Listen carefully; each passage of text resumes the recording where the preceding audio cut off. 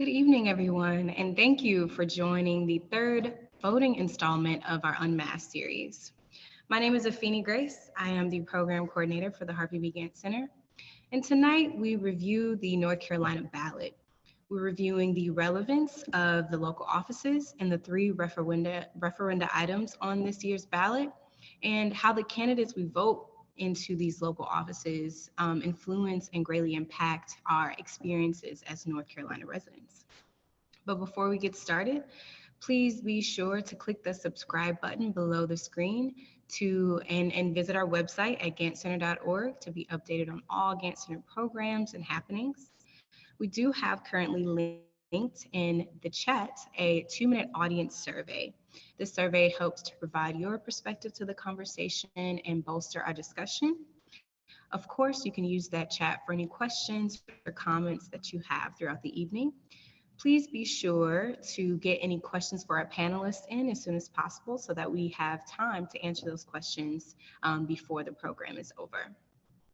And now I am excited and happy to introduce our moderator for this evening, Ms. Quintel Gwynn.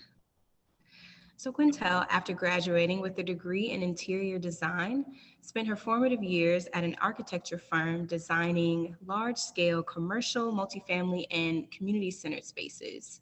Upon becoming the first certified home stylist for West Elm, she implemented learning and design education modules, managed project accounts with builders, and served as the regional mentor for the creative credentialing process.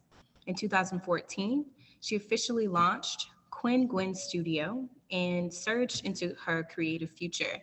Hi, Quinn. How are you? Hi, Afeni. I'm good. Thank you for having me. Thank you. Okay, I'm excited to be here. I'm looking forward to tonight's conversation, and I'd like to start by introducing our panelists. I'd like to begin by saying hello and welcome to Pamela Weidman. Pamela currently serves as the director of the City of Charlotte's Housing and Neighborhood Services Department. In this role, she is responsible for the oversight of the city's affordable housing efforts, including the Housing Trust Fund, Emergency Repair, Rehabilitation Homelessness, and Down Payment Assistance Program. Additionally, Pam is responsible for the city's code enforcement, community engagement divisions, the Office of Equity, Mobility, and Immigrant Integration, and the Charmec 311 call center. Ms. Whiteman currently serves as a member of the International City Council, City County Management Association, the Urban Land Institute, and the National Forum for Black Public Administrators. Hello and welcome again, Pam. Hi, thank you for having me. Next, I'd like to introduce Councilman Larkin Eagleston. He is a District 1 representative, a Democrat, and was elected in 2017 and is serving his second term on council. Eagleston serves on the North Carolina Advisory Committee for the U.S. Global Leadership Coalition, as he serves as an advisory board member for the Central Piedmont Community College's Culinary Arts Program, and is a volunteer firefighter for the Long Creek Volunteer Fire Department.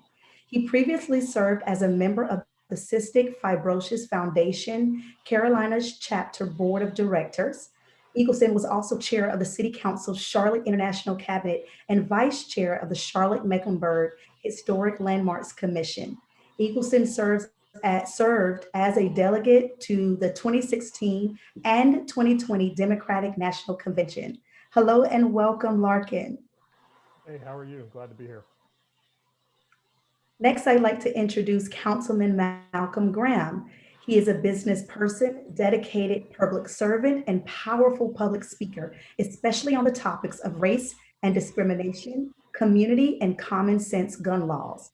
He is a Charleston, South Carolina native who has lived and worked in Charlotte, North Carolina for more than 30 years. Malcolm is the brother of Cynthia Graham Hurd, one of the 9 victims of the June 2015 Emmanuel AME church shootings. Even Malcolm's day job is community centric. He is president of the Center for Supplier Diversity, a company he founded in 2000 and that helps corporations looking to do business with minority-owned small businesses in the community. Hello and welcome, Malcolm. Good afternoon. I'm glad to be here tonight. And finally, I'd like to introduce Christine Edwards, a civic firebrand that has immersed herself in the art of helping urban communities reach their highest levels of growth, empowerment, and success. A speaker by profession, leader by vocation, and entrepreneur by passion, Christine works involves using her voice to foster civically engaged communities through collaboration, partnership, and digital communication. Embodying the essence of her core message, she founded Amplify Consulting that delivers community engagement outreach services, civic education workshops, and resources for small businesses pursuing local government contracts. Amplify was founded in 2018 in Charlotte, North Carolina. In her spare time, Christine volunteers, travels, enjoys good Southern food, and loves seeing urban policy theory play out in everyday life. Public service is her jam. Welcome, Christine. Thank you. I'm honored to be here. Awesome. Well, I'm so glad to be speaking with you all tonight. I'm just going to jump right in on some of our discussion. And I'm going to start out speaking to you, Pam. I want to I want to begin discussing and talking about the housing bond. Can you explain the housing bond in simpler terms?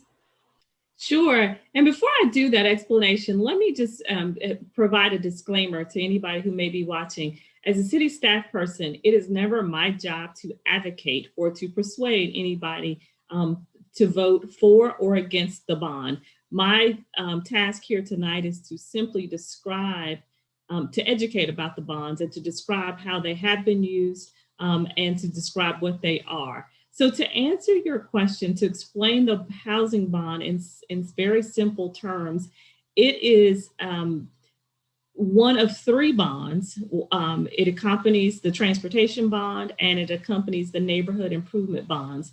These funds or this bond is used to provide gap financing to developers of affordable housing. And when I say gap financing, that's really important. It is just as it sounds, it is intended to fill the gap for affordable housing developments here in the city of Charlotte.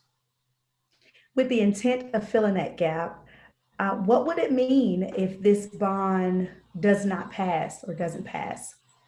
In simple terms, it would mean that we won't have the money in the community to continue to assisting developers of affordable housing to provide the much needed affordable housing that is needed in this money. So we won't have local dollars. We still get federal dollars, but we know that federal dollars are always at risk as it relates to the administration. And so the local housing bond provides additional money to help construct the affordable housing that is needed in this community. So that's what it would mean. We would not have those local dollars.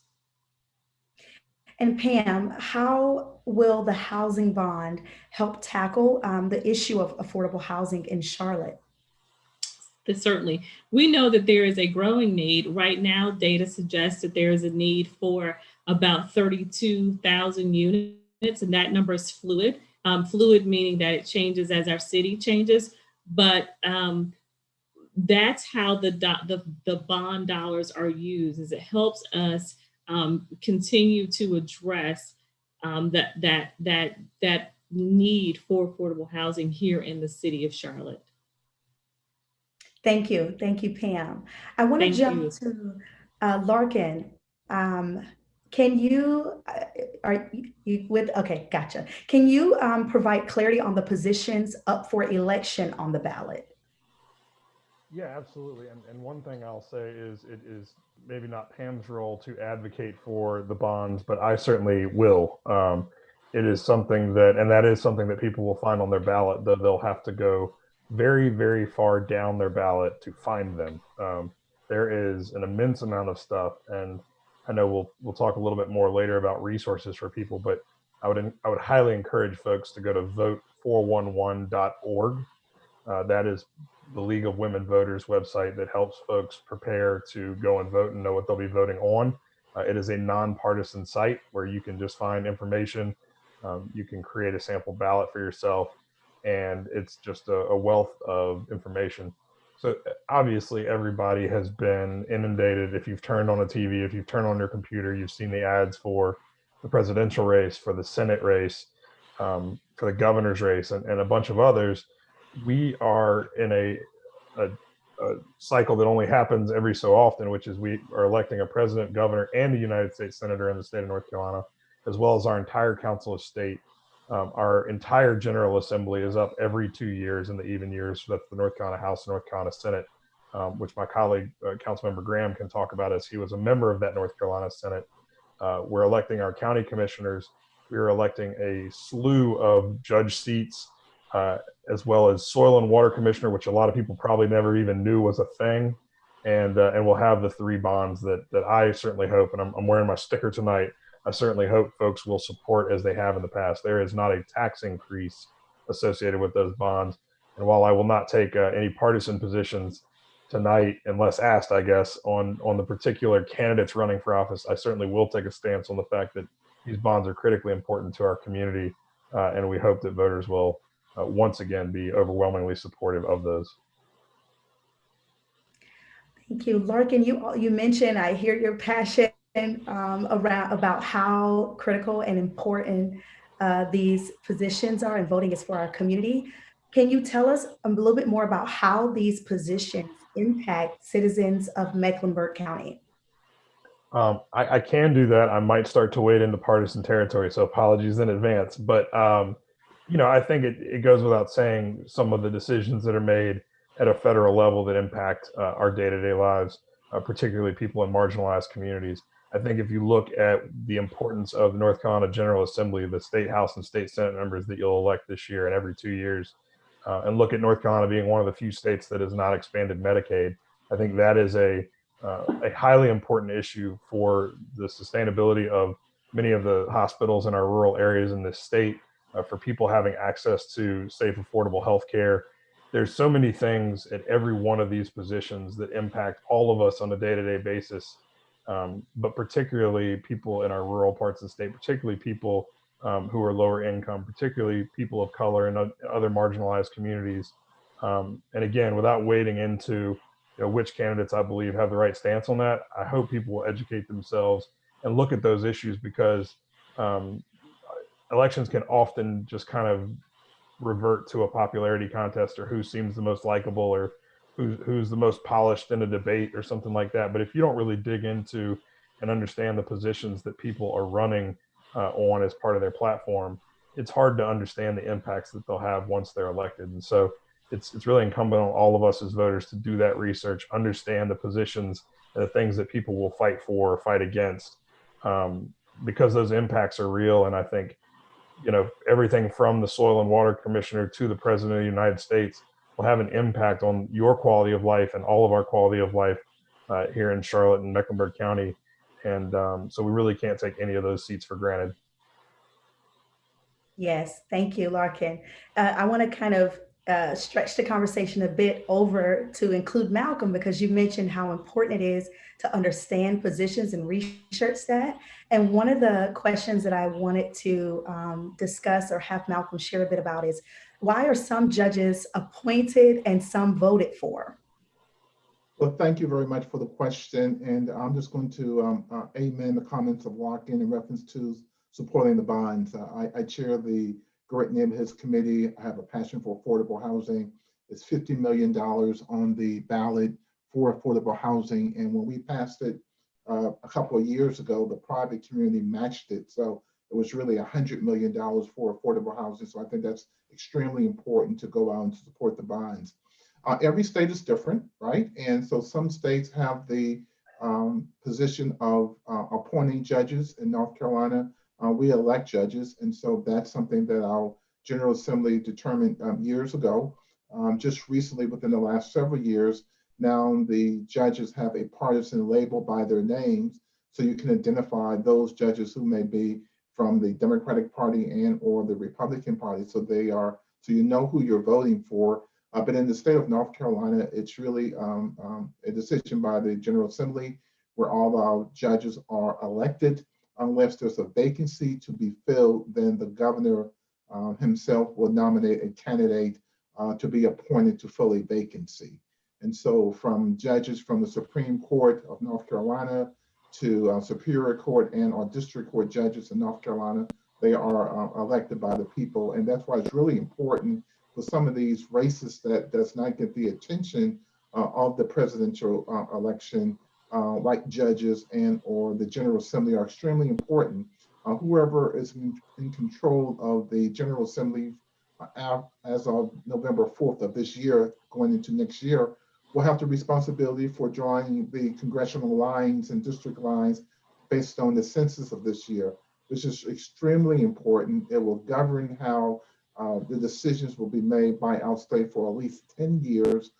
10 years ago, the Republican Party won that election and had the privilege of redrawing the lines. And I think everyone can attest what has happened to our state in terms of the numerous court challenges that we've made relating to voting laws, the affordable health care, Medicaid expansion, even the partisan races of judges now are all due because the majority party won that election. They have the ability to redraw the lines, and here we go. So it's really important that we pay attention to the down ballot races, state Senate, state House, Mecklenburg County Board of County Commissioners on the ballot. The at-large candidates are already elected. They have no opposition. There are a number of district races that are up for grabs in November. And so I just encourage everybody to go out to vote and really spotlight the judges on the ballot. They deserve your attention. You also can go to the Board of Election website, and there's a profile on all the judges and those who are running for the lower ballot races. Thank you. Very important, Malcolm. I appreciate you sharing that. Another question I have for you pertains to the corridors of opportunity. Mm-hmm. How were the corridors of opportunity chosen? Well, I'm really excited about that. The City Council back at our retreat started talking about the need to revitalize our corridors. There's 6 corridors throughout the community that has been identified of opportunities corridors. We used to call them fragile and threatened, right? And we don't want to refer to them as fragile and threatened anymore. They're opportunities, and I represent the Batesville Road corridor, which is one of the 5 corridors of opportunities. These are areas of the city that are in need of investing. They need a little tender loving care. I always use the analogy, they just need just a little bit of furniture polish and Windex to bring them back to life.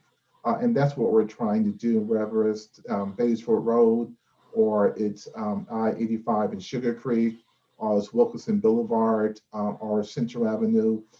These corridors are important to our city. They're important to our economy. We cannot annex anymore, so there's a lot of infill development, and these corridors are prime for that opportunity. We have to balance the need for investing in these corridors and making sure that individuals and citizens who are there are part of the change, not victims of it. And so not only do we need to make sure that there's economics going in these corridors, i.e. new developments, a focus on code enforcement and cleaning them out, an enforcement on strong law enforcement, identifying wraparound service for those who need it, i.e. Job readiness programs, credit counseling program, home buyer seminar programs, substance abuse help, those type of wraparound service that we kind of take care of the people who are there, but also more importantly, investing in the infrastructure on those corridors in terms of curbs and gutters and sidewalks, but more importantly, identifying investors who can bring some economics back to those corridors. So there's 6 corridors in general. Obviously, I represent the Batesville Road corridor, and I look forward to supporting that corridor, but also supporting my colleagues in Wilkinson Boulevard, Freedom Drive, Central Avenue, Sugar Creek, and I-85, and others.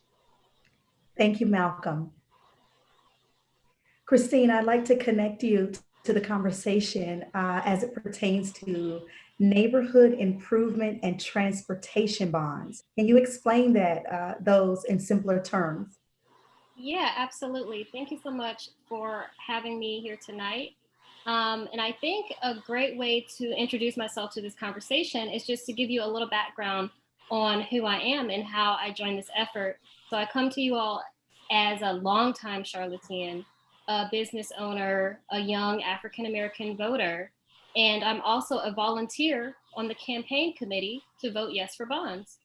This committee is chaired by Keith Cockrell of Bank of America, Angela Yoakum of Novant Health, and we're all working together to pass the bonds. This is a volunteer effort that I was just introduced to this year, but I've been the beneficiary of this effort for a very long time. The reason that we're pushing Vote Yes for Bonds is because it's the final installment in a 10-year plan, okay? And by investing in neighborhoods, by investing in housing, in streets, we can give all Charlotteans an opportunity for a better quality of life. And the reason I'm saying it's a 10-year installment is that voters in prior voting election years, 2014, 2016, and even in 2018, have voted yes for these improvement bonds. And the reason that we really want to push these is because I'm going to echo what Councilman Graham was stating. A lot of times when these bonds are supported, the private business community and the private sector will come on board and support as well. And so that's why I wanted to just volunteer my time and talk a little bit about why, advocating for yourself and using your voice by voting is an awesome opportunity to improve the community for all. Christine, I admire your participation and volunteerism early on and longstanding. How will these bonds be addressed and funds allocated? What does change look like? Absolutely. So I have some notes here because I want to make sure I get it right. It looks like, and you can always visit the website, www.voteyesforbonds.com for this information as well. But here in my notes, it says that it's broken down into 3 areas: streets, housing, and neighborhoods.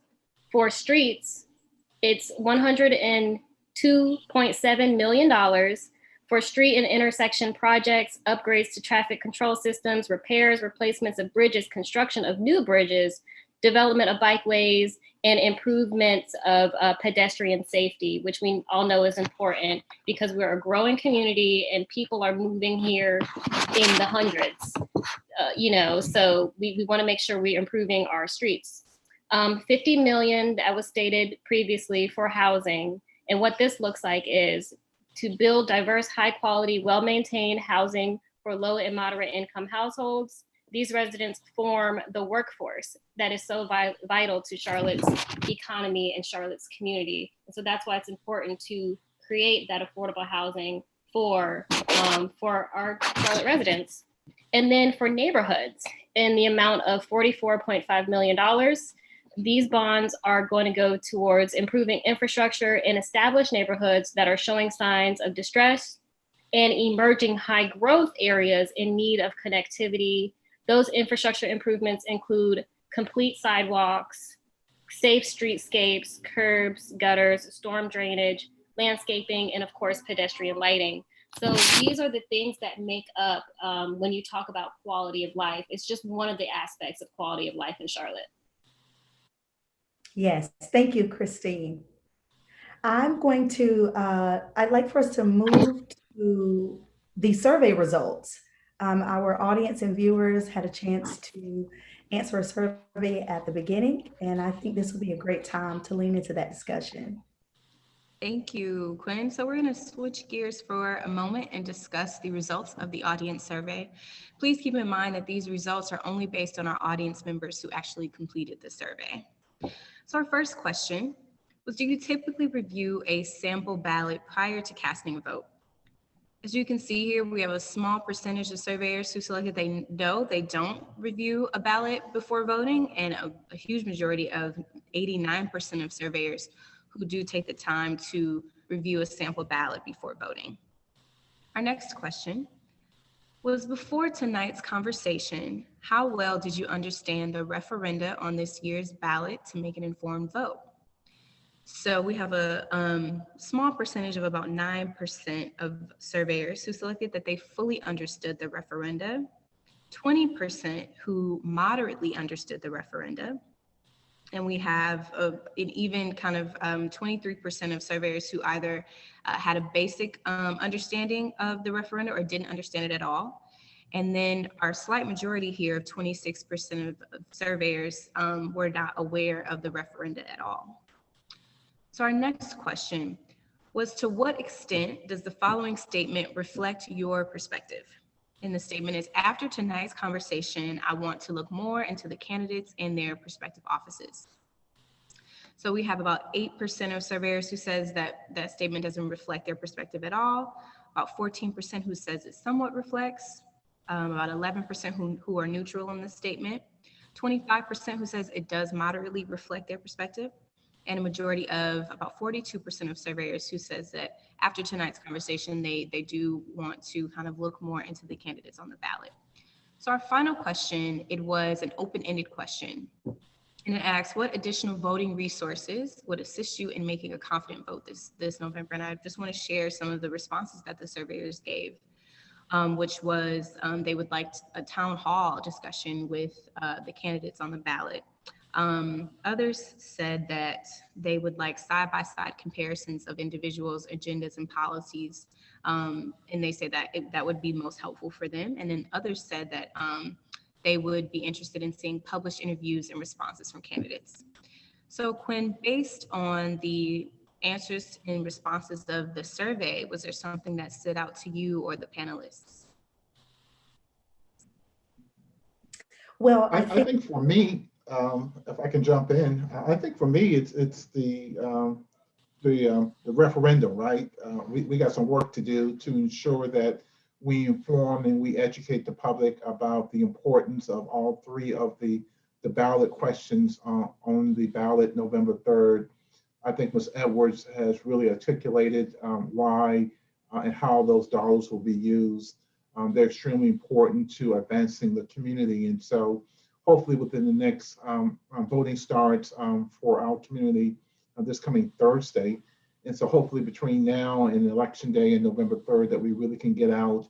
I know the bond campaign is working extremely hard in terms of mailings and other things they're going to do to kind of get the word out about the bonds. But that's my first takeaway when I saw the results. And then secondly, is researching the candidates, right? The old-fashioned way to do it is just read the newspaper, right? The Charlotte Observer has published their endorsement of candidates. There's also a section there where you can go and get a background of the candidates and the issues that they stand for. In lieu of not having these debates because of the public health crisis, I think it's really important that as individual citizens that we do the homework, the grunt work necessary to educate ourselves and inform ourselves in terms of who's on the ballot and why we should give them our votes. Yeah, I'd like to jump in there too. I thought the survey was really eye-opening, and I appreciate you all for submitting your input there. I thought what really kind of jumped out at me was the idea of this side-by-side comparison, or the idea of some type of town hall event so you can learn about the candidates, so that you can understand about the races that are not included just at the top of the ballot, but at the full length of the ballot. And I will say it's so interesting because we're all living in this virtual world now. And so we've all had to adjust. And I know that in normal times, we would be definitely doing these town halls and we would be educating folks and informing folks on who's on the ballot. And so we're all having to adjust. And so, I want to, echo what Councilman Eggleston said around going to vote11.org, going to websites like ballotpedia.org. And then, of course, the Mecklenburg County Board of Elections, where you can download and look at who's on the ballot. So a lot of it's going to be on us and on those close networks that you trust in order to learn about the candidates. Thank you, Christine. I'm taking some Q&A from the audience, so I want to move into some of those questions. I have a question for you, Pam.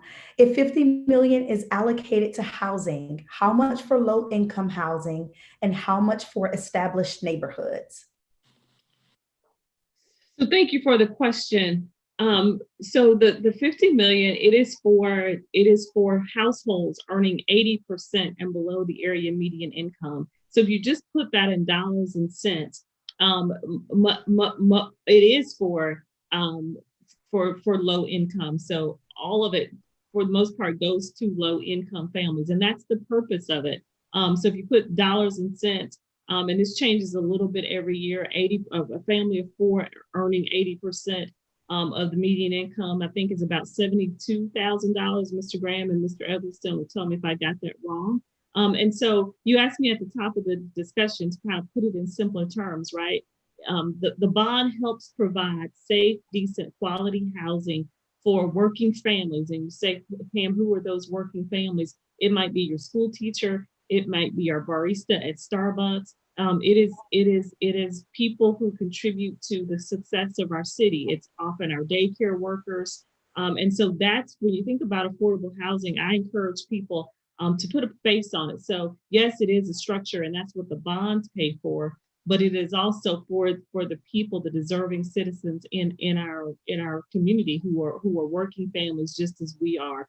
You talked about established neighborhoods. Yes, it is in established neighborhoods. If you need some examples, you can travel to many parts of our city. Mr. Graham talked about Beatty-Ford Road being a corridor of opportunity.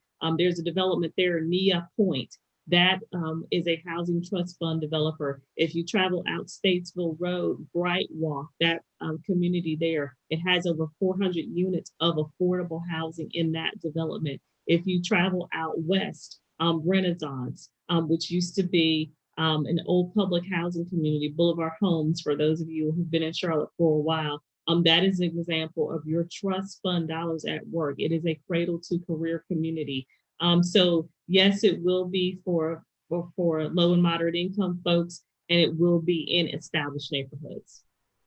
Pam, thank you for those important details and examples.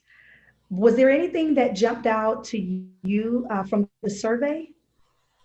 I would just echo and amplify Mr. Graham's point is that more education. And again, I love talking about, it's one of my favorite subjects. And I just think it's important for people to know how their money is used and what it is and what it isn't. There are lots of myths out there about what affordable housing is. And so I think there is more education to be done leading up to Thursday and the final vote in November. Thank you. What about you, Larkin? Any opinions or thoughts on the survey? Yeah, I'm encouraged that tuning in tonight has inspired most of the folks on the call or on the whatever we're calling it on the discussion tonight to want to do more research into their ballot and what's on it and who's on it.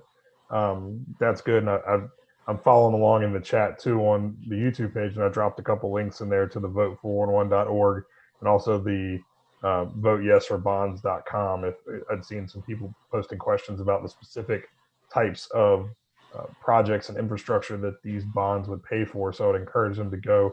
There are very specific examples and outlines of how these funds will be spent on the bonds. I am, like Malcolm, concerned that there are as many people, by virtue of the fact that someone's tuning into a Gantt Center event like this, these are folks who are tuned in and paying attention and educated voters just by definition. So the fact that a number of them are not really aware at all of the bonds on the ballot, I think speaks to the work that we still have in front of us for the next 3 weeks, but also it is hard. There's very little oxygen left in the room when you have people spending hundreds of millions of dollars running ads for the presidential race, the Senate race, and the governor's race. It's hard to get any traction and get any eyeballs on anything you're trying to do on a comparatively shoestring budget to advocate for things like the bonds. And so people will get in there, they'll see them at the end of their ballot if they have the endurance to make it through what is as long a ballot as I've ever seen in my lifetime.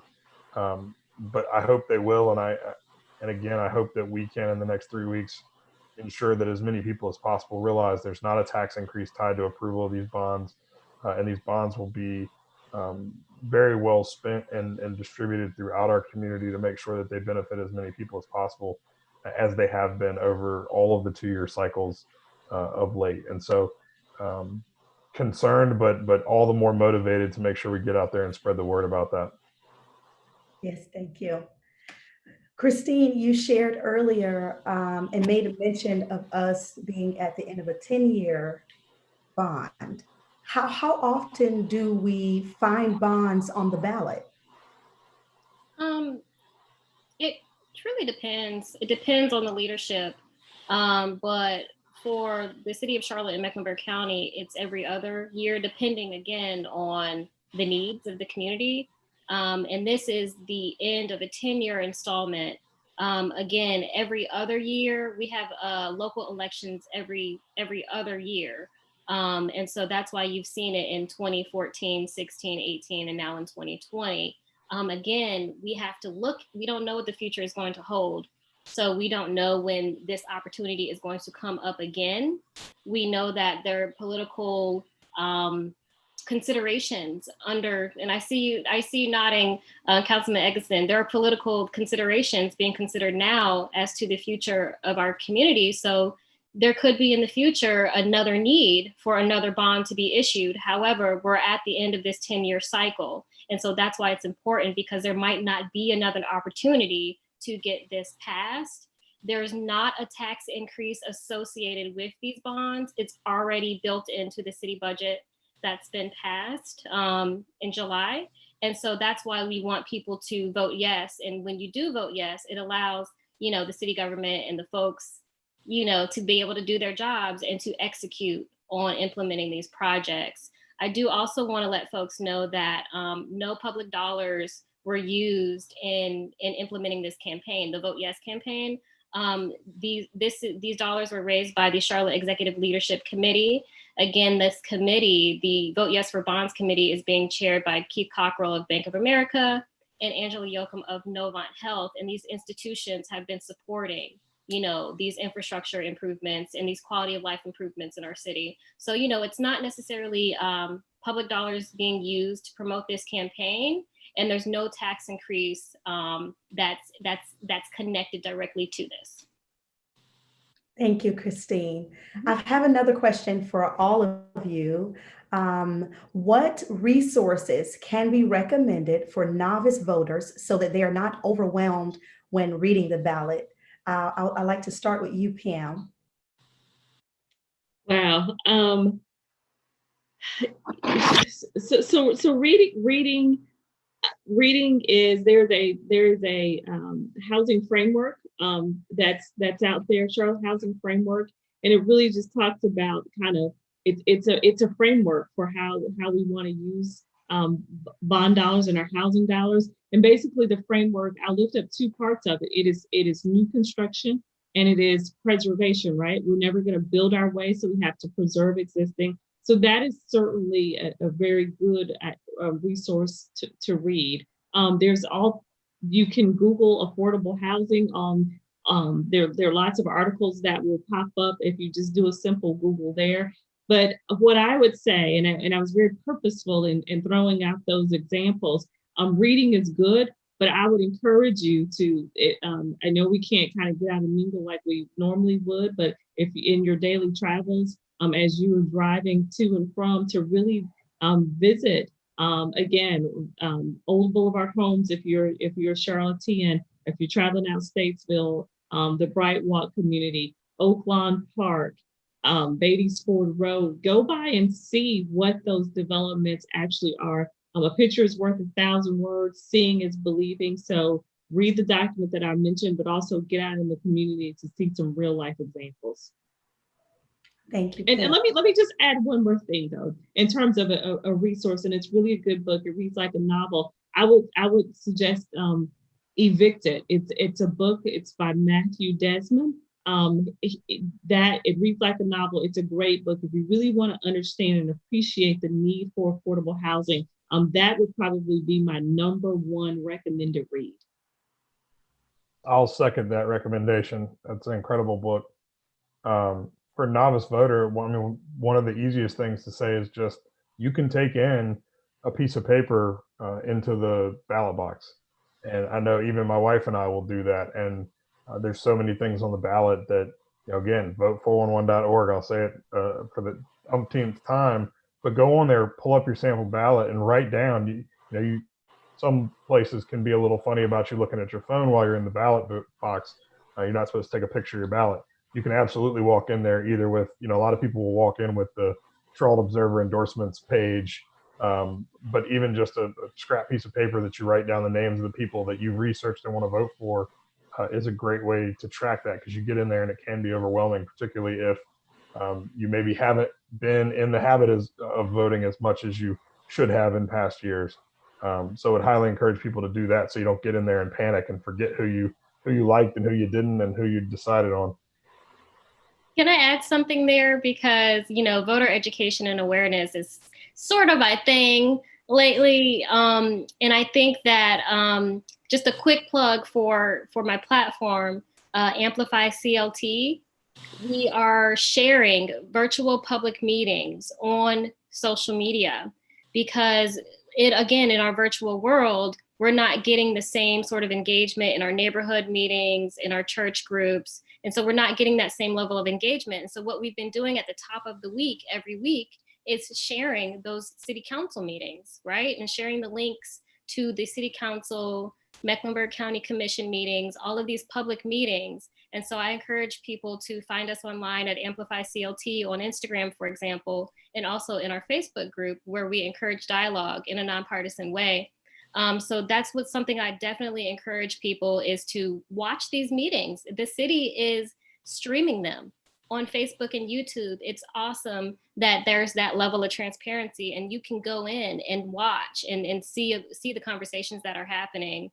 And, I know that there is some confusion and even fear around, the mail-in ballot process. However, if you request a mail-in ballot, you get an opportunity to look at your ballot. Even if you don't return it, even if you do plan to go and vote in person, you get an opportunity to look at your actual ballot. And so that's a good way to look at your sample ballot as well. You can go online and look at that too. I appreciate Christine encouraging people to watch our meetings, but if you value your sanity, I would not recommend that right now. Yeah, I second. And the other thing is we have to remember is that these are partisan elections, right? And so, look, you can go to the Democratic Party and get information in terms of their candidates of choice. You can do the same thing for the Republican Party as well. There are political organizations that are out there that will give you their opinion about who you should vote for, i.e. the Charlotte-Mecklenburg Black Political Caucus, nonpartisan organization. They tend to lean left. The African American Caucus. So there are a number of organizations out there that have interviewed the candidates, have vetted them, and have provided the community their recommendations in terms of who you should support. And those documents, as Larkin said, can be carried into the voting space as well. And so I think between now and Thursday, which is like 2 days, or election day, which is less than 3 weeks away, the community have the opportunity really to do the type of homework necessary to make an informed decision, because there's a lot on the ballot, not just the candidates themselves, but issues that we all care about: healthcare, public safety, race and racism, affordable housing, transportation, the future of our state by way of the census, and who's going to be making those decisions on our behalf for the next 10 years, et cetera. So this is a really important election, both from the soil and water sewer districts to the President of the United States. And it's important that everyone take the time to be informed and also quite naturally go vote. I think Malcolm will agree with me. The endorsements are important, and certainly Malcolm and I in the odd year elections are vying for those fiercely. But I really think it's important that that you really do your research on each of these folks, because I am unapologetically a Democrat. I've been a DNC delegate twice. I was president of the Young Democrats several years ago. But regardless of which party you're in, not everyone in your party is great and needs to be in elected office, and not everyone in the other party is bad and needs to be kept out of elected office. So while I certainly have my preferences as it relates to party platforms, that doesn't mean that everybody, just because they have an R or a D next to their name, is good or bad. And you really ought to be able to feel confident and proud as you walk out of the ballot box that you know who you're voting for and that you're confident that they're the right person. Yes, thank you all for insight and valuable information and encouragement about what could be a very overwhelming process for people. I'd like to take some more questions from the audience. This is for Malcolm. Who is responsible for developing areas such as University area, North Tryon, Betty's Ford Road, the way that Ballantyne area has been? Well, thank you for the question. Again, the City Council has an Economic Development Committee that's responsible for the development of the entire city. Certainly, every portion of our city is just different. Ballantyne is significantly different from University City, where I live. Betty's Ford Road is a little different than Central Avenue, for an example. They all have one thing in common. They all drive the economics of the city. They all house our residents, and they all are worthy of the type of infrastructure support, whether it's curb, gutter, sidewalks, or investment. So there's no priority other than the priorities of the developers themselves, right? A developer may want to choose to develop in Ballantyne versus doing a development on Betty's Ford Road. The infrastructure might lend itself better to do, hypothetically, this is not even hypothetic, to do soccer on the Eastland site, simply because of the demographics. The land is there, the demographics of the residents, which is an international community, which bodes well into a development like soccer in the Eastland area. And so it depends on the developer. Certainly the city is going to do our job to ensure that the infrastructure is citywide. The different elements of the city attracts different developers and where they want to invest their dollars. Certainly the city is going to invest the dollars throughout this community as a whole. Thank you, Malcolm. Another question for all of you. For streets, what does pedestrian safety mean? And maybe we could start with you, Pam.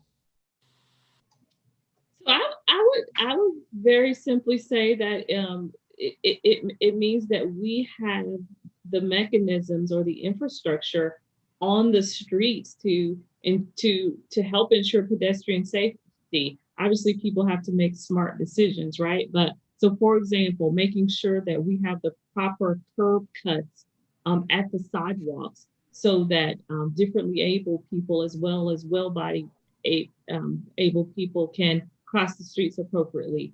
Ensuring that we have that the stoplights are signaled correctly. Ensuring that that the signal lights are there. So different pedestrian safety has lots of components, but those are just a few examples. Bike lanes that you see on many of the streets throughout the city. So making sure that people can maneuver through the city, or pedestrians can maneuver through the city in the safest way possible. Thank you, Pam. Christine, you touched on the neighborhood improvement and transportation bond earlier. Is there something you'd like to add here about pedestrian safety? Sure. So pedestrian safety definitely means crosswalks, traffic calming measures, but it also means, for example, what was I getting ready to say? Upgrades to the traffic control system, like for example, turning lights, being able to respond to those requests in a more effective and timely manner, because I'm sure the city gets requests for different traffic control issues all of the time, including complete sidewalks, and being able to respond to those requests in a more timely manner. Storm drainage, thinking about areas of our city that are prone to flooding, curb safety, gutter cleaning, storm drainage, landscaping, pedestrian lighting, which is another big, huge topic around. You think that, you know, certain areas or certain neighborhoods are not as well lit as others, when actually it's a matter of the request, right? The request to come out and fix the lighting issues, the request to come out and do a call for service. And so being able to address those needs at a more effective and equitable way, that's what neighborhood improvement means. It's not all, you know, it really is those visual sort of infrastructure improvements that you see, but sometimes again, it's lighting, storm drainage, things that you don't necessarily always see, but have a really big impact on the safety of your community. Thank you, Christine. I have one last question for you all. Is it okay to vote across party lines? And maybe we can start with you, Larkin. As long as you know who you're voting for. Like I said, it's not all members of one party are good and not all members of the other party are bad. I might tend to vote Democratic, but I've voted for Republicans before. And there's Democrats I don't vote for. So the key is the person. I mean, you should be voting for a person, not a party. I tend to agree with the platform that Democrats run on more than I do with the platform that Republicans run on. But at the end of the day, you're electing a person. And within any given party, whether they're a Democrat or Republican, we're all different. Malcolm and I are both Democrats. We're different. We have colleagues that are Democrats that are different from us. So you really need to know who you're choosing and not just blindly choose the letter behind their name. What about you, Malcolm? I concur with everything that Larkin said, and my simple philosophy is just vote your interests. And if you vote your interests, that'll lead you to the candidate that you'll be voting for. Again, I make no apologies for being a Democratic candidate, member of the party.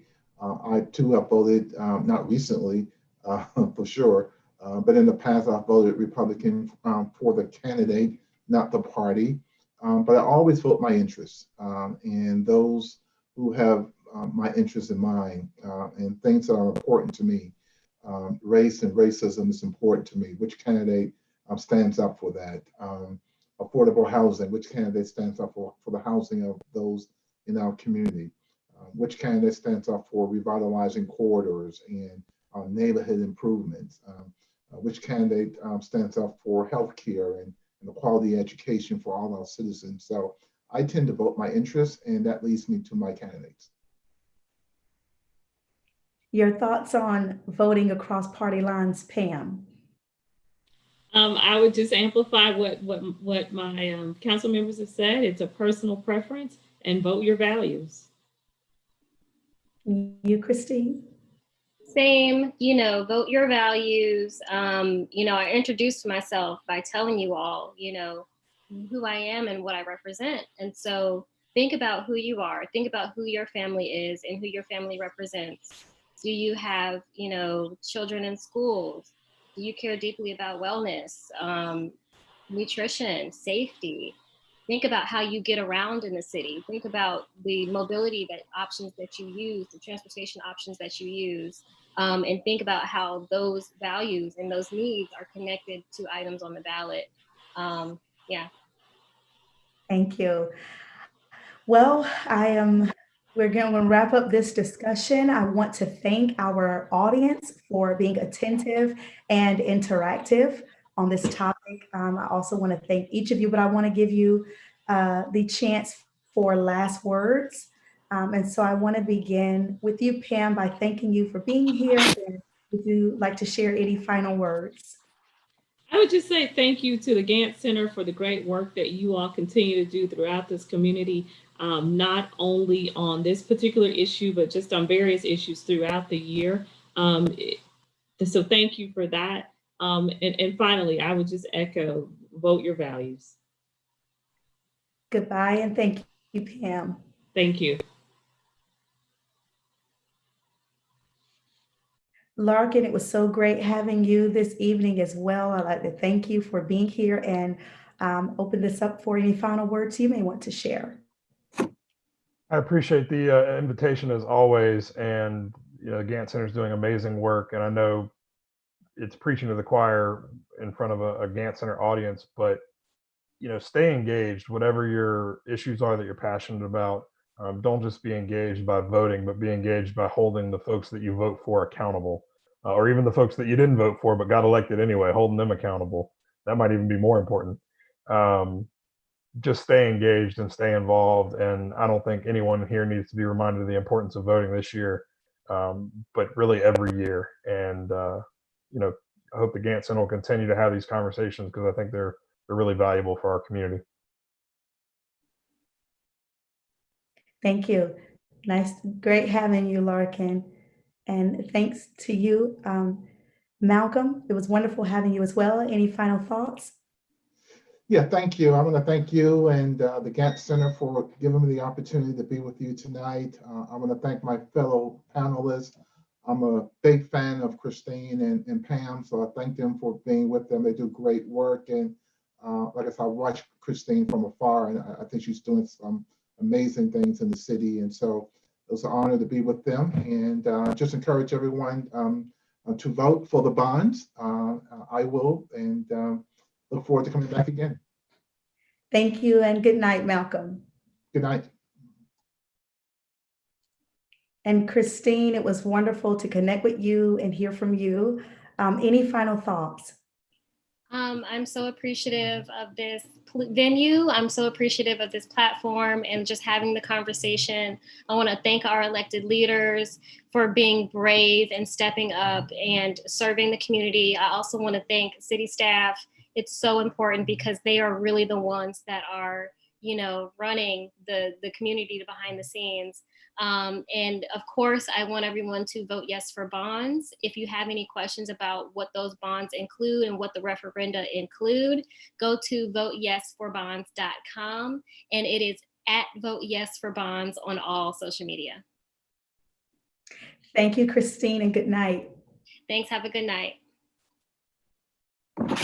Well, I'd like to thank the Gantt Center for playing a critical role in community education and spreading awareness about important issues. I'd like to turn it back over to Afeni. Thank you so much, Quinn. Thank you for leading tonight's discussion. So as we get closer to the start of early voting this Thursday, October 15th, and Election Day on November 3rd, the Gantt Center has been working to ensure that you have all of the tools you need to make an informed vote, to bring about the necessary change needed in North Carolina and beyond. To assist us in our mission of equity and access, consider using our Text to Give platform. By texting Unmasked to 345-345, you help us to continue our work on informing and inspiring our community to ignite their voices both creatively and civically. We thank you for your support. We thank you for joining and contributing to tonight's conversation. Be sure to tune in for our next and final voting installment of Unmasked on October 27th at 7 p.m.